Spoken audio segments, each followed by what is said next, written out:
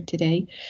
So I'd like to introduce Nita Mishra, Dr. Nita Mishra. She's the chair of DSAI, the Development Studies Association of Ireland, of which I'm a member as well. And UCC is well represented by having Nita on the committee and myself. And I'm there as part of the Centre for Global Development. And so Nita is a reflective development researcher and practitioner, as well as a lecturer in occasional lecturer in international development.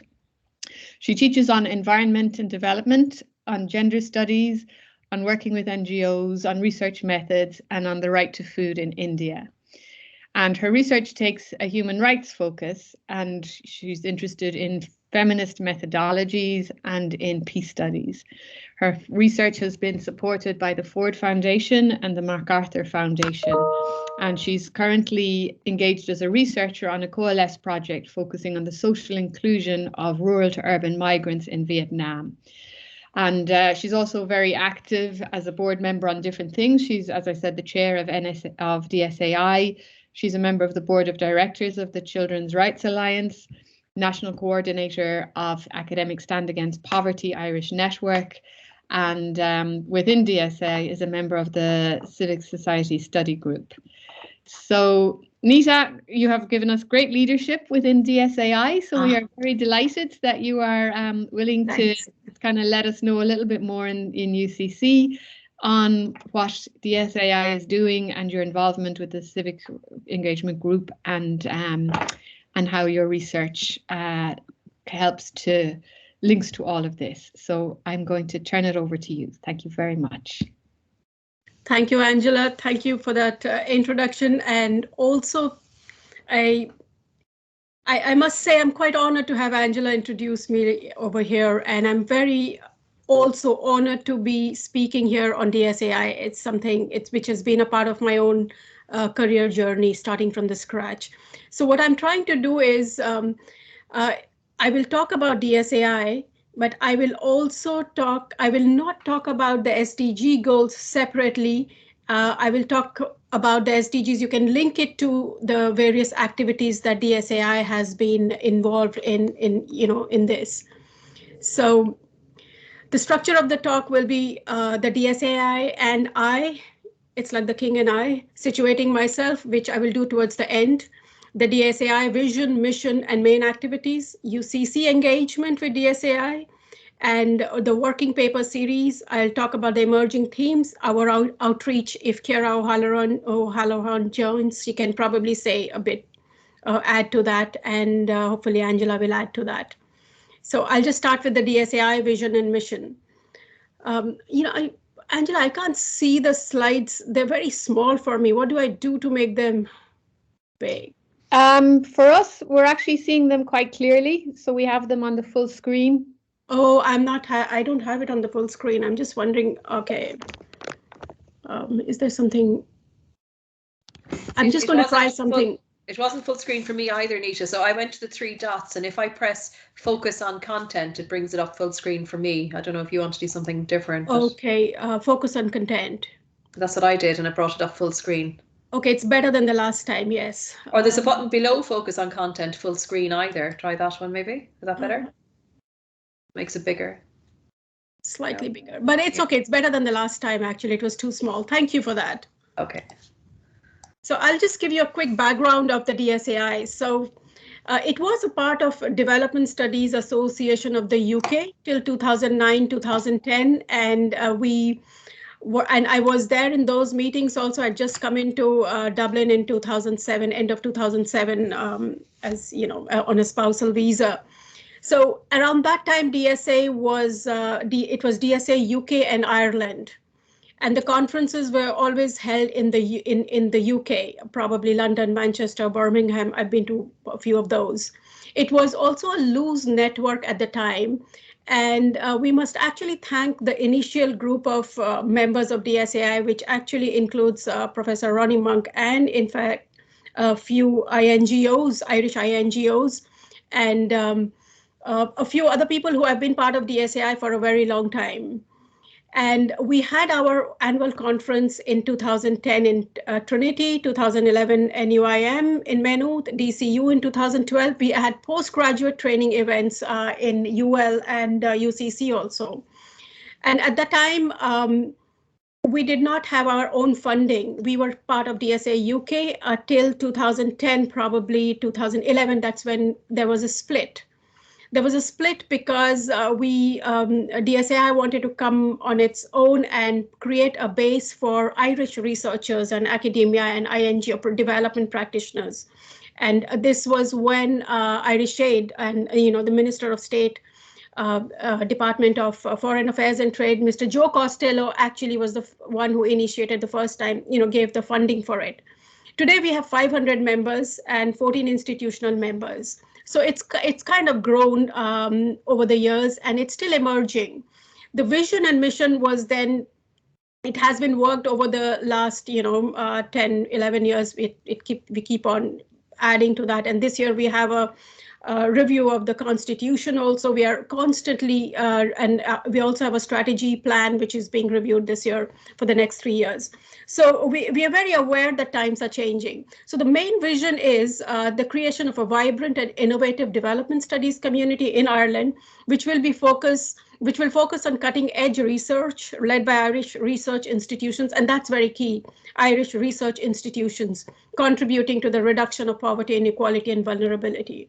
And our mission is to provide, again, a national platform which provides an open and participatory space for dialogue between researchers, policymakers, and development practitioners. And it doesn't have to be an INGO, it could be a community-based organization, it could be it could be students, and we have, in fact, built a capacity of students in the last couple of years in their research field, and giving them responsibilities in our study groups or as liaising officer, undergraduate liaising officer. I'll come back to that towards somewhere in the middle. And so supporting cohesion and capacity building in the development studies sector, promoting strategic alliances and partnerships to grow the development studies sectors. And the last couple of years have seen an amazing growth in our alliances across different sectors, across different disciplines, across the globe to a great extent, it is because we are now, most of our activities are online, at least till the summer school probably. Harnessing research which supports, promotes. So all of this you can look at you can have a look, in the website also. So UCC engagement, like I said, has been very, very strong from the very beginning. In fact, in 2012, when we had the postgraduate conference, Dr. Laif, who was my PhD supervisor at the time, was very active. And we've had 2 DSAI postgraduate representatives. Dr. Doug Kuby, who you all know now, and I was also after him. He tried convincing me, and I was not taking it up because it was difficult for a migrant woman to take over at the time. And when you did not know you did not know anyone at the time. And we had 2 steering committee members currently, Dr. Angela Wheel and myself. And we have very strong Center for Global Development links with Dr. Nick Chisholm at the helm, and now Rosari as the acting chief, who's trying to, it's very closely linked. UCC is probably the only university which is very, very active with DSAI currently. And then we have our communications officer, Chiara, who's fantastic, and she's there, she can add something. And working paper series, we have, Mike has been very actively involved with us in this, and we get some of the very best papers, undergraduate papers also, to be peer reviewed and published on our website. So our main activities for DSAI is the summer school on research methods, the annual conference, and study group activities. Well, these are the main activities, but there are other things also we keep doing as and when it emerges. So I'll just go into a few of these so that we know, to give you a flavor of what are these, what we are talking about. So when we talk about, I did not put this here, I'll come back to that. So in our working paper series, if you look, and we also publish working paper series, we publish, attempting to publish policy briefs. We'll have a series of trainings this year on policy brief, on how to write policy briefs, for example. In our working paper series, we have, in the last couple of years, key issues in the intersection between gender, disability, and poverty in low-income countries. And why I'm showing you is these are the emerging themes. These are the subject areas. These are path-breaking work, I would say, and these are student papers. The silence of the UN SDGs on menstrual hygiene and health. This is, in fact, one of our students from UCC.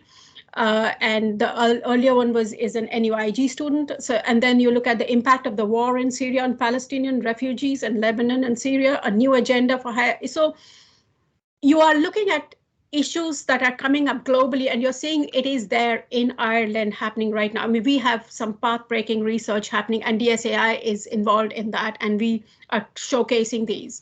We also prepared discussion documents, which are prepared from our seminars, webinars, and conferences. These have the potential of policy impacts, which we are gearing towards, like I said, for policy briefs. For example, you will find one on migrant organizations and Irish development efforts, addressing challenges and opportunities for synergistic cooperation. You can go to our website and you'll find more on that. If you look at the civil society study group events, now I'm coming to the study group. These are all part of study group, we have 10 study groups. Civil society study group, of which I was the convener till about a year and a half back. We had many, at least 7 webinars that year, and a lot of engagement, and we had equal, we had participants from all over the world. And we had people calling me, writing to me and saying, can we be speakers? And I thought that was fabulous, that people were coming back to us. So the kind of subjects we did come up with is app, for example, accountability to affected populations was kind of, humanitarian work, which is part of many INGOs. And this is something that Global INGO came up with and said, we want to share our, our field work, our findings and how we work on this. On the DSAI platform. So in this conference, webinar, we had the Polish Medical Mission, the Polish Humanitarian Action, and hands-on experience from, you're looking at these countries, Iraq, Jordan, South Sudan, Syria, Yemen, Zimbabwe. So we are getting speakers from all of these parts, which is kind of very niche, I would say. And we are the platform which is bringing people together from different parts on these issues. Sorry, the sun is on my eyes. So then the idea of the grand bargain, and which is a unique agreement between some of the largest donors and humanitarian organizations, the need to to describe a difference between aid for development and aid in humanitarian context. So all of these discussions, we were giving the platform in Ireland to have these discussions, and that was what we had aimed for to be, and we continue to be that. So the significance of the insider-outsider in development interventions was highlighted in this webinar, for example. Sorry?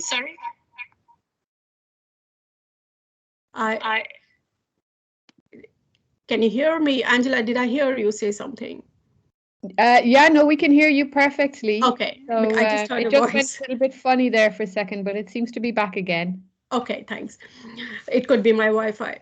So the core to good governance, good development practice. So these are different. What I'm trying to highlight here is that we have brought out these conversations to the Irish platform, and it was not just a civil society study group. It's also we work across our different study groups. So humanitarian action and adaptive program are 2 different study groups, but they came together in 2019, for example, to have a workshop focused on the UN Security Council Resolution 2417 on the protection of civilians in armed conflict, and focusing on conflict-induced food insecurity, famine, and the starvation of civilians as a method of warfare.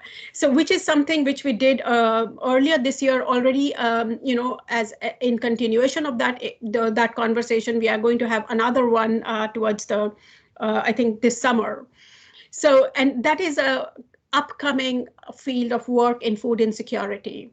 and it's a sector where a lot of Irish aid or Irish interest is going into to focus on that to kind of alleviate that food insecurity, to make people food secure in war zones, for example. And in this, we bring together, again, policymakers, researchers, development practitioners who belong to both humanitarian and, general development practice. So there's another webinar was on Sudan, where exploring, again, conflict, hunger, and humanitarian resilience in South Sudan. So you can look at these in more detail if you wish to on the website. All the resources are either in our discussion documents or as podcasts, or the video, the recording will be there. And we have tried to have the discussion documents on the various webinars to make it easy for people who don't want to watch it. So now GSG is a gender study group, and I have been the convener since early last year, I think, yeah. And we, with everything that I do, we raise uncomfortable issues currently. And more recently, we had a webinar, we kind of starting a series as in how to mainstream gender, race, ethnicity in social sciences. So so again, it's path breaking. It's new. It's not saying that we are not coming up as and it's again a network. We don't do things alone. We are always collaborating or trying to build networks to make it strong. We do not want to replicate other work. We want to work together and strengthen what is already there on the island of Ireland. And instead of having parallel working groups, different people working, it's something like policy coherence, the development, trying to work together. And so in this, we are working with the Irish Network for Middle East and North African Studies, Women in Research Ireland, and the Gender Study Group of DSAI has other INGOs and academics who are very active. So this aims to offer a forum where educators, teachers, and lecturers can exchange ideas about and experiences of integrating race, racism, and gender in their teaching activities. We are not there out saying, we are talking about situating ourselves, no matter where we come from, whether we are white Irish or we are, people of color Irish. Then whether we are migrants, whether we are non-migrants, we are native Irish. So all of us need to situate ourselves.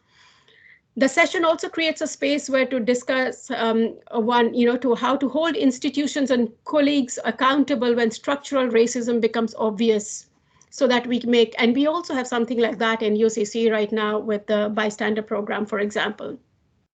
What was interesting is Dr. Ballantyne, now this is, so Dr. Carol Ballantyne also in one of the conversations last year discussed last year's report into the mother and baby homes in Ireland, an institutional system which can only be described as systematic gender-based violence perpetrated against unmarried women of all color with no alternatives. She raised the question of accountability and responsibility, issues which the Commission of Investigation report suggests cannot be fully addressed. Now, why is that? And we discussed that in that webinar. The Commission states on the first page of the executive summary that responsibility for that harsh treatment rests mainly with the fathers of the children and their own immediate families. So we opened up our platform to have this discussion under the gender study group. It is very rare that you find it's openly, we kind of look at what is happening in Ireland as part of development studies and not looking at something which is happening outside of Ireland all the time. So we are always looking within. So, and the other one which is of great interest is do Afghan women need saving? And this started off an amazing conversation. There were debates openly done, and we had to stop the video recording of that. And so Wasma Frop, she's an Afghan woman. She started she actually critiqued the West, America leaving, the US leaving Afghanistan, saying in the past 20 years, while Afghanistan was changing, learning and relearning, what has been achieved, working, So she would say, there was good thing happening, whereas people like Jelena Zelika were saying that probably it is good that Afghanistan is is learning to do things on their own, and that kind of brought. There was a kind of a very exciting, I think, productive conflict of which was constructive criticism from both sides, I would say. And we were happy to be there. There were a lot of emails after that, and we had to kind of patch up, to mediate, and that was a learning also for the Humanitarian Action Study Group and the Gender Study Group, which we had done together. We had people like Michael Semple there. So in terms of where are the men, we see a dysfunctional response. Ordinary folks at community levels. This is Angela now relating it to my village experience in India. Ordinary folks at community levels were ready to deal with gender-based violence at the individual level, had more empathy, and readily meted out some form of punishment to the perpetrators. In these instances, some men were the perpetrators while others were the peacemakers. So while I was in my village last January, there was a case of what we call eve teasing. So the villagers on that street actually got together and bound that fellow to the lamppost and then got the cops. And this happened in front of me. It was an amazing thing. In the case of duty bearers, we see an opposite reaction where there seems to be a consensus that GBV is an acceptable norm if women tend to sidestep their place in society. So these were some of the data we brought up in our conversation in that. Then we also discussed the implications of the pandemic on organizational, managerial, and societal processes by addressing new forms of organizing and tackling child food poverty in the UK. This was last year in November. And one of our speakers, and this was again building new networks with Anglia Ruskin University in the UK, Center for Peace and Development of Banaras Hindu University in India, and the Nutrition and Health Study Group and ASAP Network. But our Indian speaker has been recently shortlisted for the Nobel Peace Prize. So we are talking about big names here, people who are very humble and very open to talking about what they are involved in. So, and the Business and Study and Development Study Group does 2 conferences a year. It's one of our newer groups. It's been there for 3 years now, and it's growing. So there, this is something maybe CUBS, Cork University Business School can do a few collaborative activities with them, and that would be great actually, because right now it's kind of UCD focused. The opportunity and triple challenge of our time is exactly on how to build thriving businesses and economic activity, so which supports flourishing of people. And so we're talking about words like flourishing, well-being, and and a new kind of transformative development practice. We are talking about all of this in the Irish context, and that is the exciting bit, linking the local with the global, which is what the Irish Aid Better World report wants to kind of focus on. And that's what we are trying to do. And we are constantly aware that linking the local with the global does not mean the local in India or Zambia or Zimbabwe or Vietnam. We are talking about the local in Ireland also. And that has been a constant endeavor of the steering committee. We actually have a very fantastic steering committee, in the very, very active steering committee of 11 members right now. And our steering committee represents different universities. We also have the technology universities on it now. We have INGOs like Plan International. We've had GOAL in the past. And we have a representative from DOCUS, which is the umbrella organization of development organizations in Ireland. So summer schools, summer school is the main thing coming up this year, for example. It happens normally in and around June. UCC has hosted a summer school in 2019. It's a very active and sought after activity that we are very proud to host, actually. So in 2017, we focused on exploring practices and challenges in the field. It was a nascent time, so we don't have a lot of video, recordings of that. in 2000, so in contrast, in last year we had on climate change, and I just want to quote Dr. Jared Maguire, who's an outstanding, amazing movers and shakers, I would call. So he says, he's written it on the website, what began with a casual phone call on an idle Tuesday afternoon led to one of the best experience he has had, and we've all had the pleasure of being involved with. A chat with a DSAI chair set into motion 6 months of planning. Imagine 6 months of planning and organizing the 2021 summer school. And you must have a look at the website for the podcasts and how we did it. I think it's one of the most outstanding summer schools we've done. And this year, TUS is going to host it, and it's going to be in the Midlands somewhere. We will let you know. We are discussing this next week. Our summer school brought together an incredible host of expert speakers who facilitated sessions on topics including, now remember, this is climate change, including armed conflict, sustainable community development, cultural heritage, pastoralism, indigenous peoples, research methods, outer space, and contemporary slavery. All of these have been linked to climate change. And that is the strength of this platform and what they brought together, the different issues and the different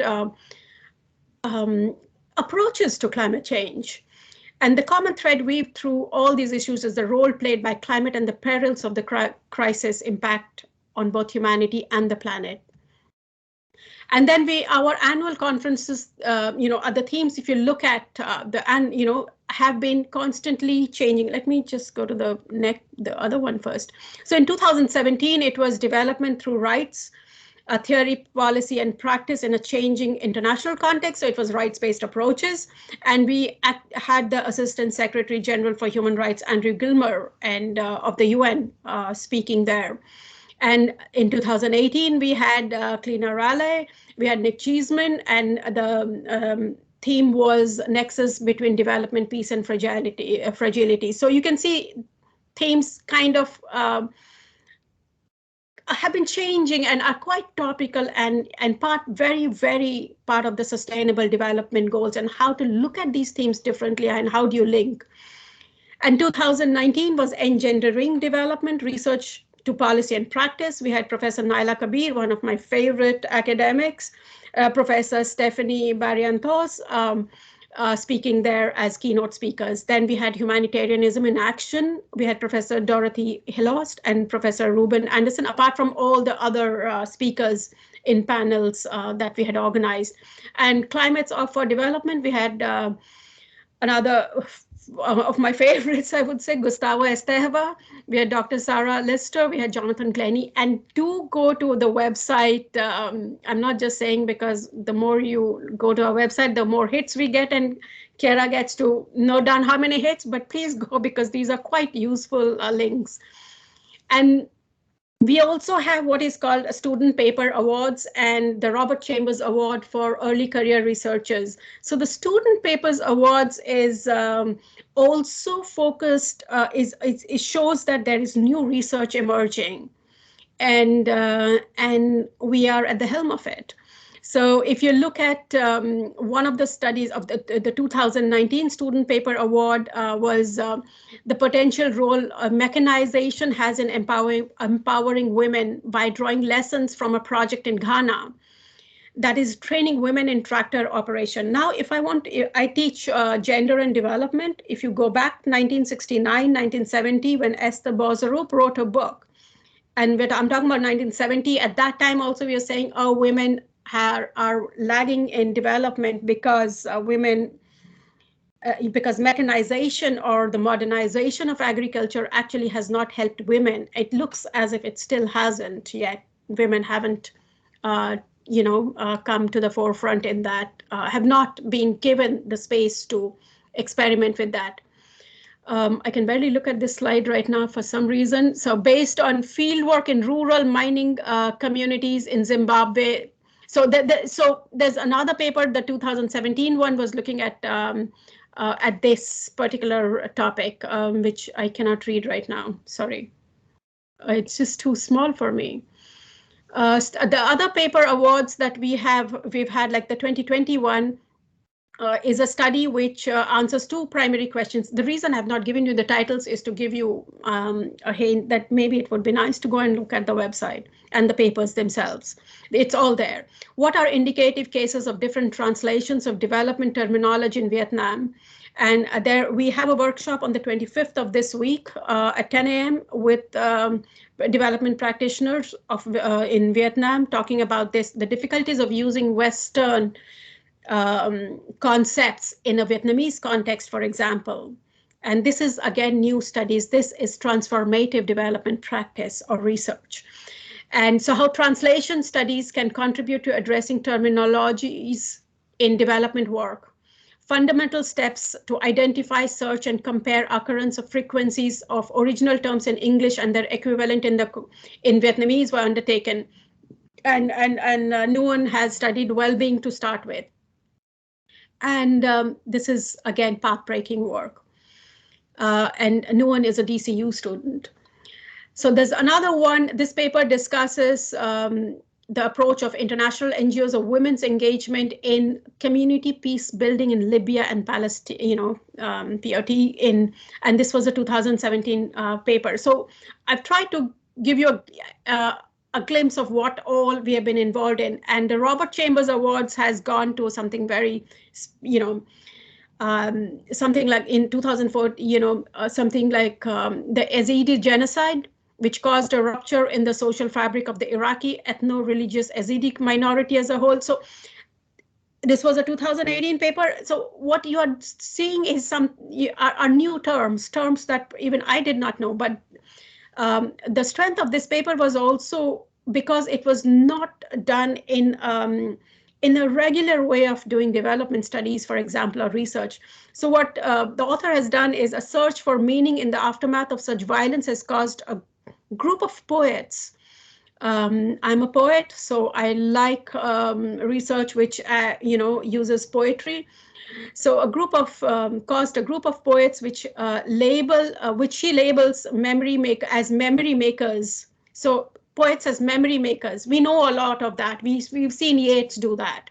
To understand the causes of the event by partaking in memory work through the composition of Arabic prose poetry. So that's quite path-breaking, different, I would say, to get an award at a national platform.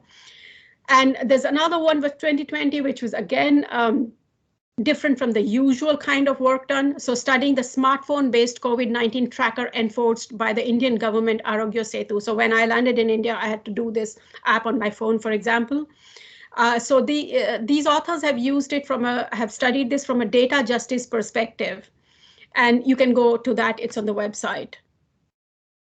So COVID related. So we've been on top of how to access or how to make research available, or what is happening in different parts of the world during COVID, because our networking was pretty good. We kind of highlighted, we reached out to people for opinion pieces. We have, there's been a lot of hits on that, and people have added. We have had students adding to the opinion pieces from all over the world. We have had people like Professor Thomas Pogge of Yale also contributing to that. So there's a range of contributors. And more recently, we did have a book last year on COVID-19 in the Global South, Impacts and Responses. We have a current one coming up before the summer this year, the Global South and the Pandemic's Development Impact. And we've partnered with Bristol University Press on this. So we've been on top of things. And just to say again, on the highlights, we've had very, very good speakers from grassroots, like Gustavo Esteva or Dr. Lenin Raghuvanshi, who's the one who's been shortlisted for the Nobel Peace Prize. We've had academics from different parts of the globe. We've had development practitioners. We have our emerging themes and trends show that we have been facilitating a platform which actually constructively critiques SDGs. I just want to read out something. Our last chair, Apari Karmadi, in his book actually critiques, I just want to say it because we have some fantastic steering committee members who are path-breaking work, like Dr. Suming or or Parigho's book, I do teach in, on its development theory and practice in a changing world. He does say that there is conflict between different SDG goals. For instance, the goal 17, calling for countries to adopt and implement investment promotion regimes for less developed countries to promote foreign investment. Is actually a neoliberal model for, so what the SDGs are actually doing are kind of, there's a conflict in the entire approach to the SDGs. And some of our steering committee members or very active members have been working on this. So it's good to constructively critique and probably go towards to a better approach. And this year, the theme for DSAI annual conference for the summer school and most of the study group activities is going to be around critical perspectives on the sustainable development goals. And it's not to debunk the SDGs, but it's to modify, to expand, to see what is missing in it. And from what we have had our conversations on developing the concept note for this, there's a lot of things missing in it. So new themes of race and questioning Western-centric concepts and frames of references are emerging. Dr. Sooming has been talking about this for the last 6-7 years, I would say, and we'll try and, kind of make it concrete, probably. We're trying that. It's difficult. Capacity building of students and early career researchers is one of our main aims. It's becoming a trend for us, and we are very, very keen to do that through our working paper series, for example, and giving them leadership to convene different groups, study groups. So we also have an amazing network currently across sectors, the globe and disciplines. So now the last one is about DSAI, and situating myself, it has been very difficult. It's been a parallel evolution, starting from the scratch for me after a career gap of almost 17 years. I did my MPhil in 1994. And so I was a hesitant student, postgraduate researcher from, I did a paper in Kimmich development studies at that time, and then I became UCC PhD student. I attended all the conferences because it was free those days. Being a migrant didn't help much, but encouraged. I'm thankful to Doug Cubey and then Edward, my current boss, to join as postgraduate representative. And I've been on the steering committee a couple of times, invited back in 2018 when I think it was kind of going through a crisis. And then I convened the civil society study group and now the gender study group. I was requested to chair. It took a lot to convince me, 3 phone calls over a period of 2 months. And now all I can say is, without saying much, is it is rare moment that a woman of color is seen as in CEO meetings and taken seriously. And I can assure you, I'm the only one there who looks different. And challenges have emerged, but DSAI and have grown together. And I would say it's going strength to strength. And it's, I think it wouldn't have been possible without the steering committee we had 2 years back, the steering committee we have right now. It's a very, very strong steering committee where each and every one of us is involved in doing everything together. And thanks for listening, guys. I just try and. Nita, that was, wow, it was amazing to see all of that history and activity over the past few years here together. And when you see it collectively like this, you can really see the networks coming together, the way it's strengthening development studies in Ireland. I'm just going to open it up to anybody for comments or questions. I really liked your kind of personal way of how you situated yourself in the DSAI story, over all these years that you've been involved in the steering committee and in different roles, and then seeing your development of your interests and DSAI's own development as well. Thanks, Angela.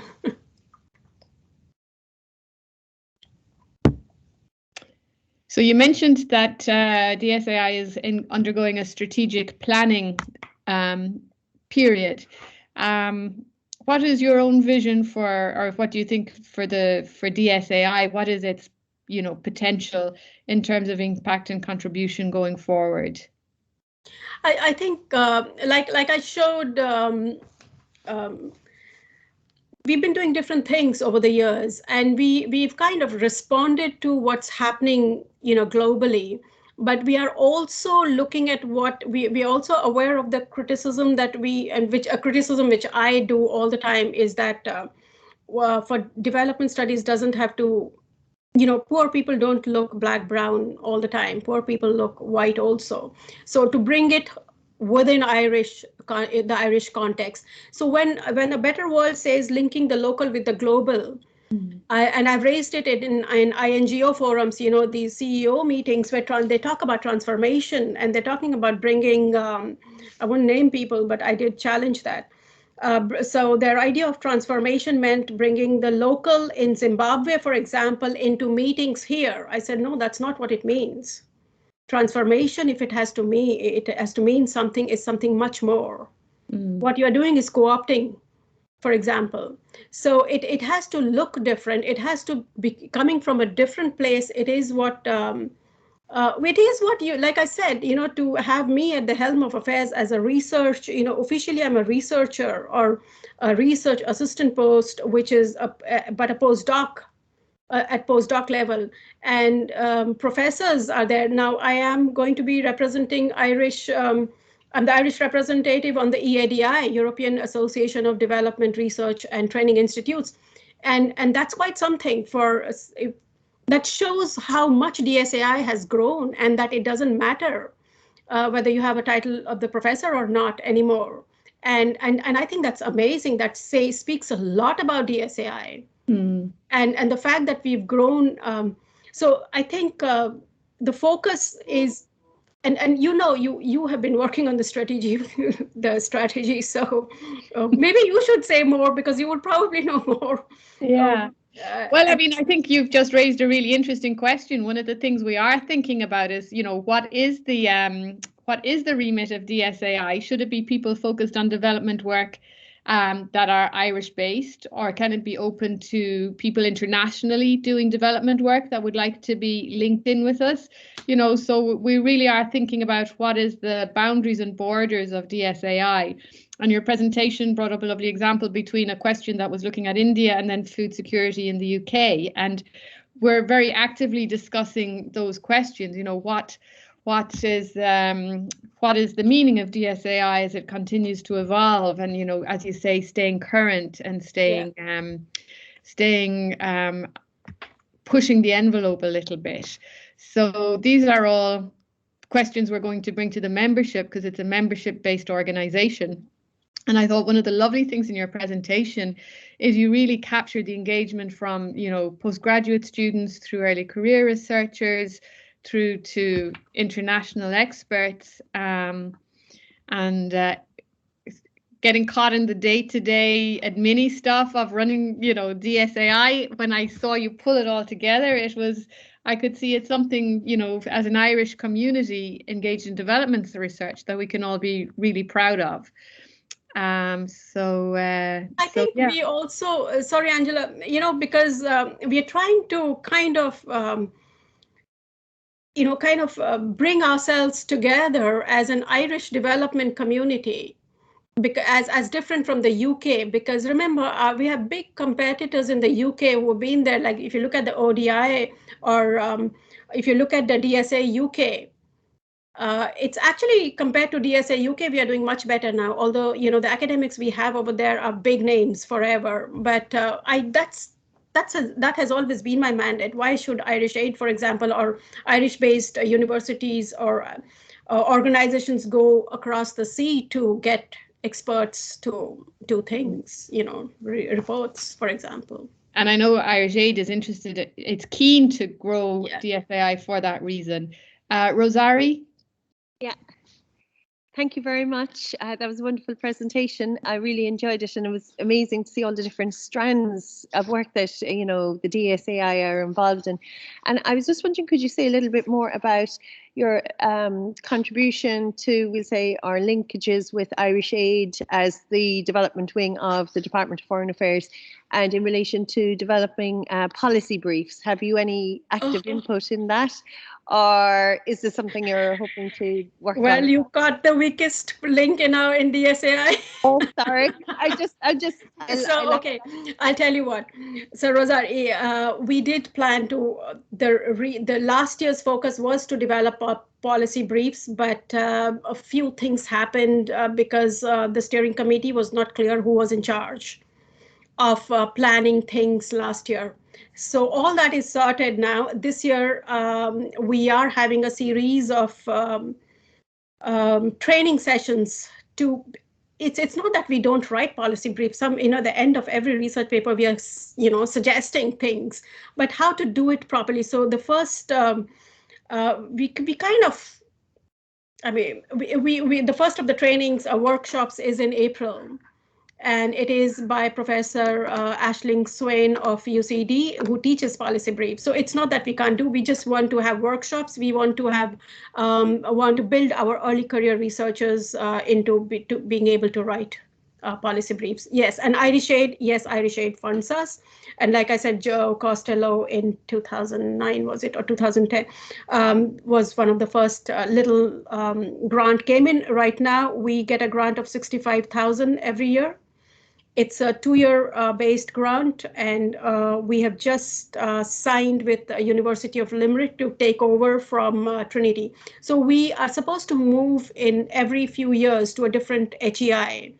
And that is to make sure that we are kind of, nationally present in different universities. And there's no other logic to that. It's quite painful to do that, to be honest. And you must have, figured that out, because we did try to bring it to UCC. And we are hoping UL will have it for at least 4 years. And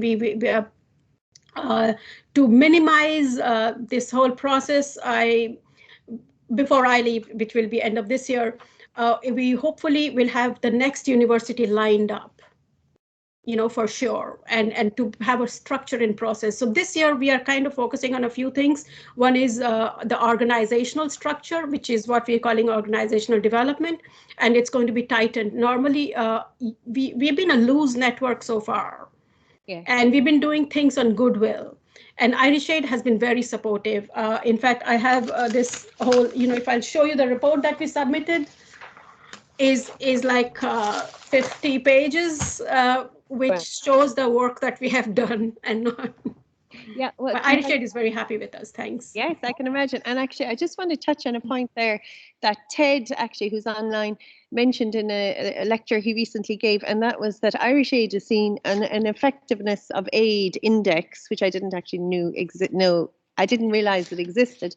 He pointed out that Irish Aid is, I think, on top of, Ted can correct me if I'm wrong, but I think they were on top in terms of aid effectiveness and impact on the ground, and the least corruption also index. They also have a least corruption corrupt index, which is kind of an amazing thing I never knew existed either. So both Ireland featured very well in that, and I've no doubt it's thanks to the contribution of such organisations as the DSAI. So, and finally, I just want to say I do hope UCC forges stronger links with the DSAI, because I think a lot of that work would marry very well with the activities of the Centre for Global Development. So thank you. I'll let the floor open to somebody else there now, rather than Thanks, Rosarie. I'm just wondering, why is Edward quiet? Because he was one of the foremost members of the early loose network of academics. I have to put in a Tuppence Halfpenny worth there. I was also on that with Ed at that time. Oh, were you? Oh, sorry, I didn't realize. In UCC or in Ireland, yeah, we were part of the founding chapter under Joe Costello, I think, at the time, yeah. Yeah, okay, that's thanks. Sorry, I thought people might have heard enough from me, Nita. I'm trying to be like a reunion. Say less, mean whatever. Say less, signify more, whatever. I'm here. Well, it also just goes to show the commitment over career of, people who are just stay engaged, and, it is that long-term trajectory that is important and makes a difference. So people come and go, but having that that longevity helps DSI kind of keep going. So Nita, I think we might stop it there, give people 5 minutes to grab a cup of tea or whatever before they go back to their next thing at 2 o'clock. Thanks. There's clapping for you in the audience. Thank you. Thank you so much. I think this video will actually be a great resource for DSAI even, because we really haven't had anything that pulls together that history. Well, I'm very happy. I tried my best. Thank you to the audience for joining us. Thanks, everyone. Thanks. Thank you. Thank you very much. Next week. Thank you very much. Thanks. Bye. Thanks, everyone. Bye-bye. Thanks, Vivian. Thanks again, Angela. Yeah, bye. Angela and Nita. Thank you so much. Bye.